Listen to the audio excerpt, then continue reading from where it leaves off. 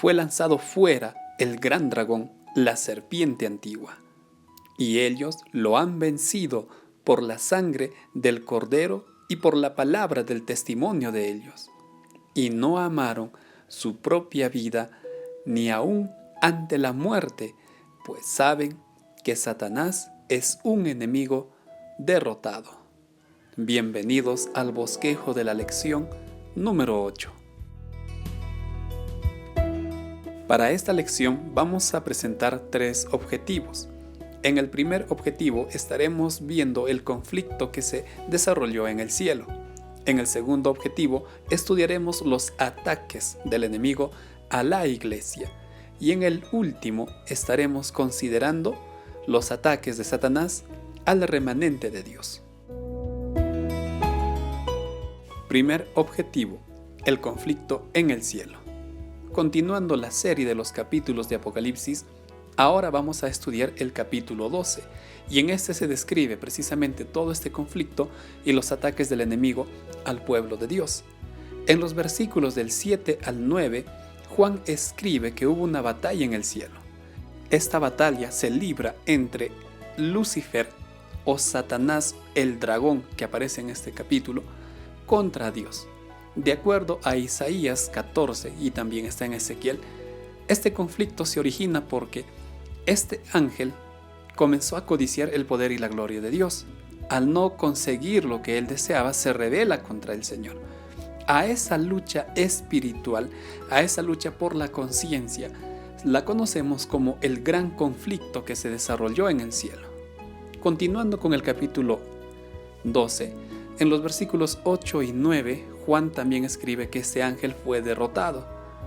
Al ser derrotado, es arrojado del cielo, no se quiso arrepentir, es arrojado del cielo, pero lamentablemente, dice el versículo 4, arrastró a la tercera parte de ángeles. Una tercera parte de ángeles siguieron a Lucifer, quien es representado por el dragón. Luego de este conflicto, Dios crea la tierra, crea a Adán y Eva, y el dragón viene a este mundo y logra que Adán y Eva caigan en el pecado. De esta manera, de acuerdo a Lucas y a Job, Satanás se autoproclama gobernador de este mundo e introduce el pecado y todos los males que hasta ahora estamos viviendo. Incluso instigó al hombre, instigó al pueblo de Dios para que cuando vino Cristo sea crucificado, con el deseo pues que él obtenga la victoria. Sin embargo, fue precisamente la muerte en la cruz lo que derrotó definitivamente a Satanás. Demostró su verdadero y cruel carácter y sus malas intenciones, no solo en este mundo, también al universo. Satanás derrotado es confinado a esta tierra, pero lamentablemente tiene poder limitado para causar mucho daño, concentrando sus fuerzas en los ataques que Satanás dirigiría al pueblo de Dios. Segundo objetivo: el ataque de Satanás a la iglesia. Junto con el dragón también aparece una mujer. Esta mujer vestida de sol representa a la iglesia, representa al pueblo de Dios, quien sufre los ataques del dragón, tal como está en los versículos del 1 al 4. A lo largo de la historia, esto ha sido así. El pueblo de Dios en el Antiguo Testamento ha sufrido innumerables ataques motivados por Satanás con el fin de destruir al pueblo de Dios. Esta mujer que está encinta a punto de dar a luz también corre el riesgo de que el dragón destruya al hijo que va a nacer. Como sabemos, ese hijo es el prometido a Eva cuando le dijo que de tu simiente nacería el Salvador. Y Satanás trató de destruir a Cristo cuando era un bebé a través de Herodes, quien ordenó que todos los niños menores de 2 años sean asesinados. Salvado el niño, el dragón sigue atacando a la mujer, quien huye por la providencia de Dios.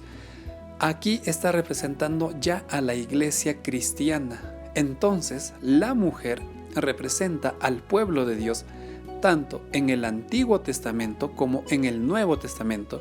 Ya en el Nuevo viene a ser la iglesia cristiana, quien fue cuidada por Dios por 1260 años. El ataque de los 1260 años Vamos a verlo en el siguiente diagrama. Si trazamos una línea de tiempo, los 1260 años comienzan el año 538, cuando el obispo de Roma, sin opositores, asume prácticamente el gobierno de la Iglesia Católica. Finaliza el año 1798 después de Cristo, cuando el Papa Pío VI es capturado por el general Berthier. Este tiempo ya aparece en Apocalipsis 12:6 como 1260 días. En Apocalipsis 12:14 también se lee de tiempo, tiempos y medio tiempo, que es la misma referencia de Daniel 7:23 al 25. También ahí aparece un tiempo, tiempos y medio tiempo. Todos apuntan al mismo periodo de tiempo, 1260 años. ¿De qué forma se vio este ataque? En los versículos 13 y 14 leemos que la serpiente abre su boca y vomita agua para destruir a la iglesia. Esas aguas están representando los pueblos y naciones. La Iglesia Católica fue el instrumento del dragón para destruir a los fieles hijos de Dios. La Iglesia, recordemos, tenía poder religioso y también político, y a través de los reyes, pues causaba estas persecuciones, motivaba estas persecuciones.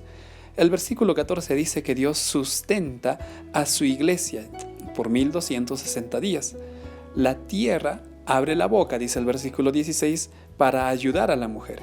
La tierra está representando a Norteamérica, pues mientras en Europa la iglesia imponía la persecución, muchos comenzaron a huir hacia Norteamérica y ahí comenzaron a disfrutar de libertad religiosa. La tierra, por ello, está representando a Norteamérica. De esta forma, el enemigo atacó a la iglesia por 1260 años, pero a pesar de los crueles ataques, Dios siempre ha estado sustentando a su iglesia.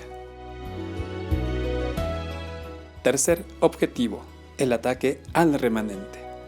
Ahora vamos a ver lo que ocurrió desde el año 1798 en adelante.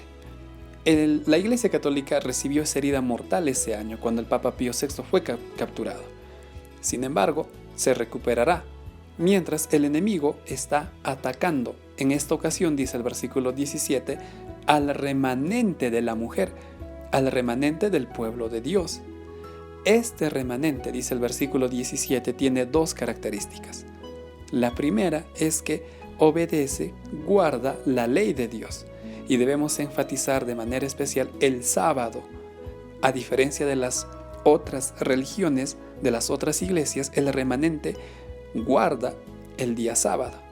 La segunda característica, dice el mismo versículo 17, es que este remanente tiene el testimonio del Señor Jesús.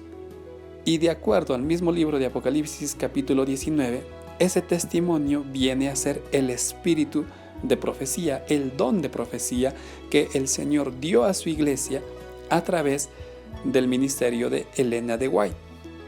La única iglesia que cumple esas características es la iglesia adventista, por lo tanto es el remanente de Dios y no habrá otro remanente.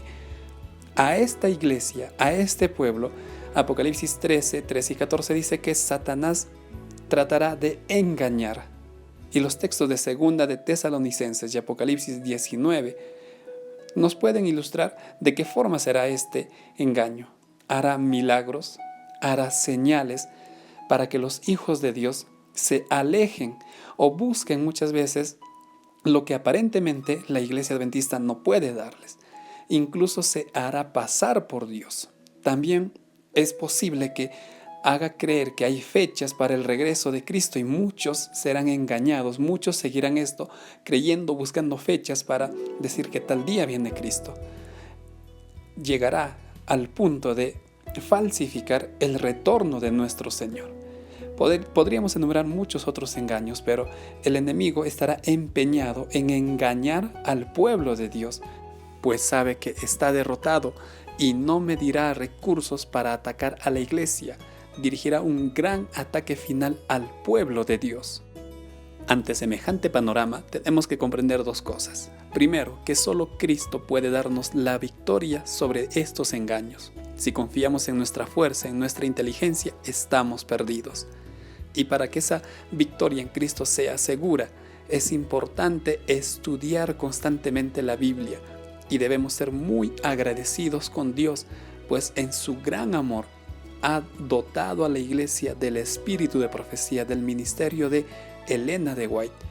Sus escritos nos ayudan a entender, a clarificar y a conducirnos a través de la Biblia. Resumamos nuestra lección. ¿Cuál es el carácter de Dios que fue revelado en el gran conflicto? En medio de los problemas, ¿cuánta seguridad encuentro en Cristo? Y por último, ¿cuán identificado estoy con la identidad del remanente de Dios? Finalmente, decidamos, no confiemos en nuestra propia fuerza en medio de este conflicto. Entendamos que debemos depender de Dios en todo momento, pues Cristo ya venció al enemigo y solo Él puede darnos la victoria. De esta manera estamos finalizando un nuevo bosquejo. Muchas gracias por ver este video. Que el Señor te bendiga. Hasta la próxima semana.